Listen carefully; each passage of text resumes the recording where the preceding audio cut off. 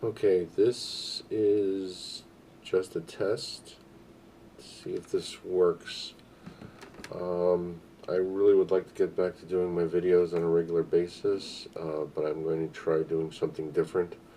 I'm going to try uploading them directly to YouTube and then sharing the link on Facebook instead of going through Facebook Live and then uploading it to YouTube. Not that anybody more will watch them, it's barely anybody watches them anyway, so. But we'll see what happens. And for this test, I'd like to uh, proceed with excerpt from one of the stories I have in editing right now. It's called Upon a Far Distant Shore, and concerns an agent for a division of the United Nations peacekeeping force called Section Alpha. It's the only part of the United Nations that actually works. And our main character is named Artemis Jean, Special Agent Artemis Jean.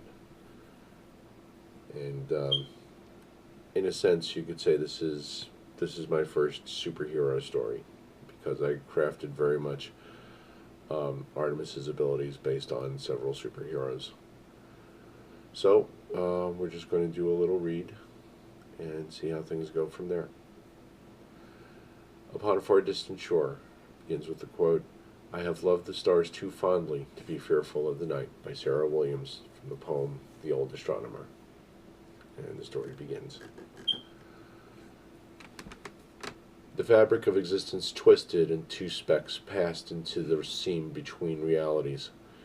One, unconscious, drifted along, carried by tides in the ether. The other moved with purpose, watching the first, following at a distance. As the second speck watched, the fabric of reality twisted again. As the first speck disappeared into a new reality, the second smiled. Now we shall see what we shall see, he thought. Now I will achieve my goal. Voices screamed and lights flashed through her mind, accompanied by the sound of high wind. There was a sense of falling, then something hard and cold beneath her.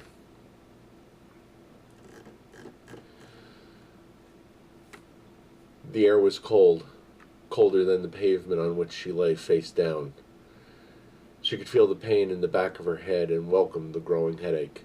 It reminded her that she was still alive. For a few minutes she lay still, taking stock of herself and of her surroundings. She flexed muscles without moving, confirming there were no injuries. She extended her senses to their fullest, hearing only wind whistling between buildings. All she could smell was the dampness in the air.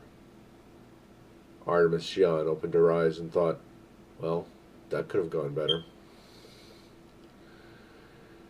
She stared across the pavement and wondered how long she had been unconscious and how long it would be before Balthazar continued his rampage. She wondered what happened to the police that had responded to the alert and the civilians caught in the middle. She wondered if they were even still alive. Artemis took a deep breath, rolled over, and sat up, wincing at the stiffness in her back and sides. Her dark eyes scanned the deserted street.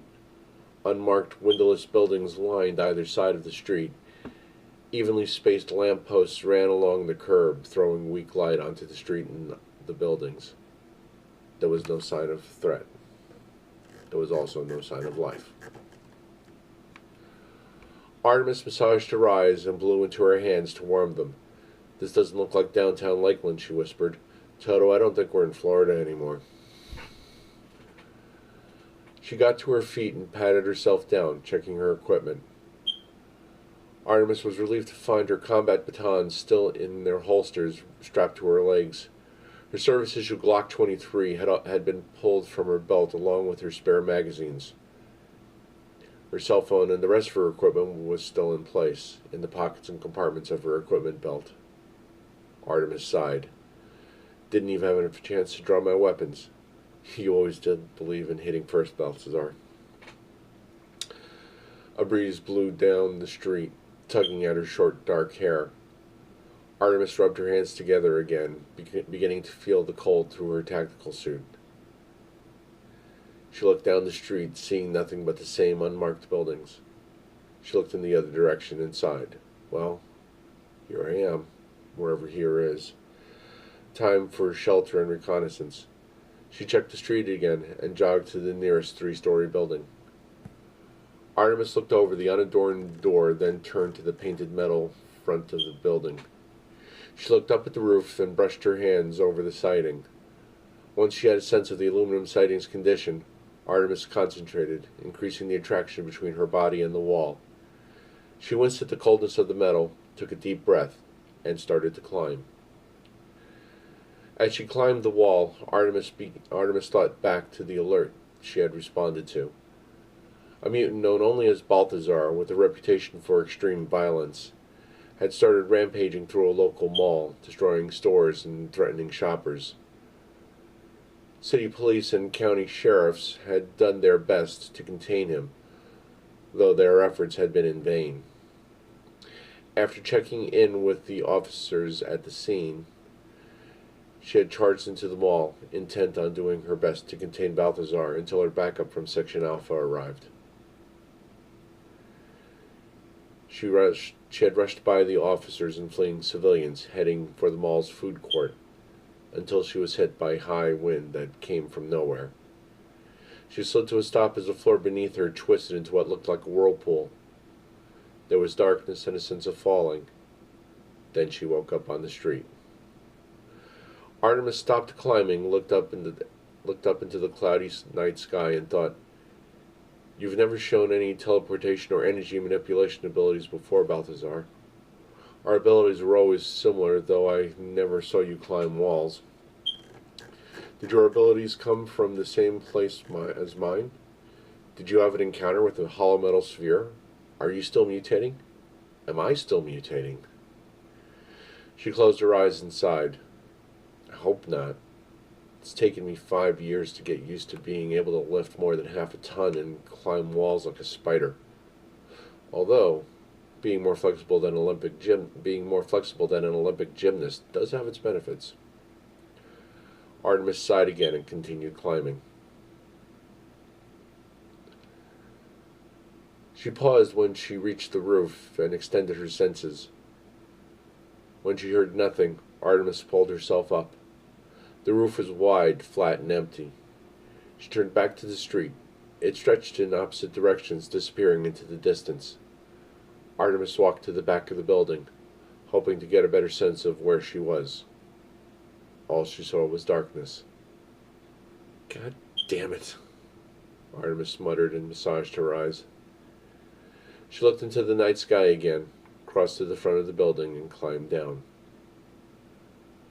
Artemis leaned close to the building's door and extended her hearing. She could hear no sound from the other side. She drew one of her batons and reached for the doorknob. Lights came on as she opened the door and stepped through. And I think that's where we'll stop for now. Just a little excerpt. Remember, this is still in editing, so some of that may change. It'll definitely be cleaned up a bit. But as I said, this was really just a test to see if I can get this to work. Because I have to record this on my phone and then upload it from there. So, we'll see. So, if you listened to this, I hope you enjoyed the little excerpt and look forward to it when it actually comes out. Hopefully by the end of 2017. Hopefully. That and Raven. Maybe Wanderer. So, thank you. If you're watching this, thank you for watching. Thank you for listening. Thank you for tolerating my whiny, neurotic behavior. Sorry about that. Talk to you later. Bye.